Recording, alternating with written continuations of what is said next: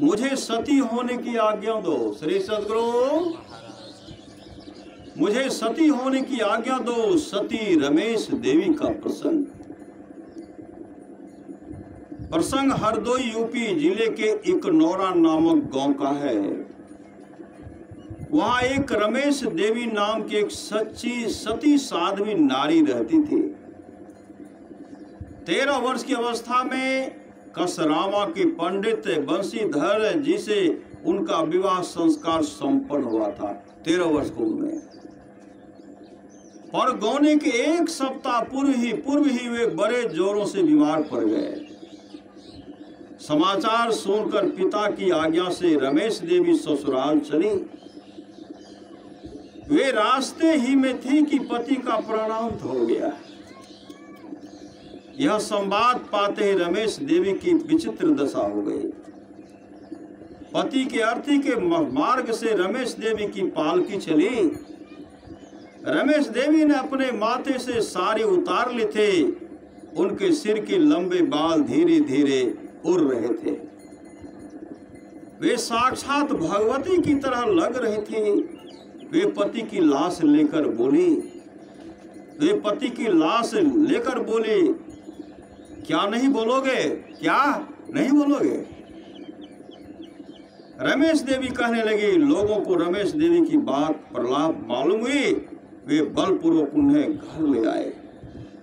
रमेश देवी ने बार बार सती होने की इच्छा प्रकट की और घर से निकल भागने लगे। अपना कोई वश नहीं देकर उन्होंने स्नान किया।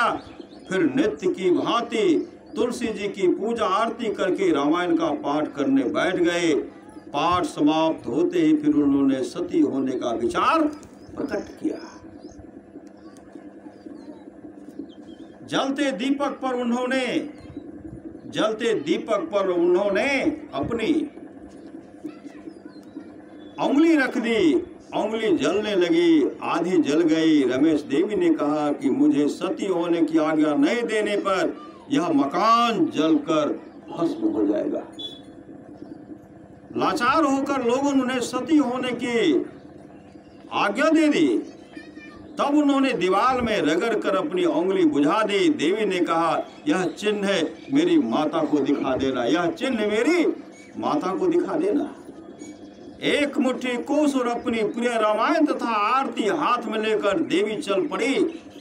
जिस बगीचे में पीपल वृक्ष के नीचे पति की पालकी रही थी, देवी ने उसे ही अच्छी जगह समझकर लिपवाया और उस पर कोस बिछाकर बैठ गए। फिर रामायण दोनों हाथों में दबाकर पूर्व की ओर मुंह करके एक पैर पर खड़ी हो गई। घर से निकलने की तरह राम राम उनके मुख से निकल रहा था।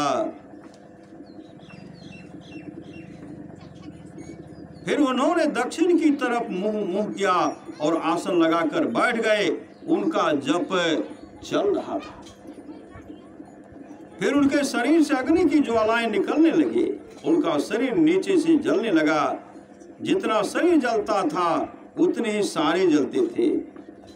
सिर झुकने पर अग्नि की ज्वाला उस पर 25 फीट तक चली गई थी। लगभग समस्त शरीर जल जाने पर लोगों के नेत्र खुले। तब सती के सत्य को समझकर लोगों ने जय जयकार का उच्च घोष किया तथा श्रद्धा भक्ति से घी और मेवादी चढ़ाए।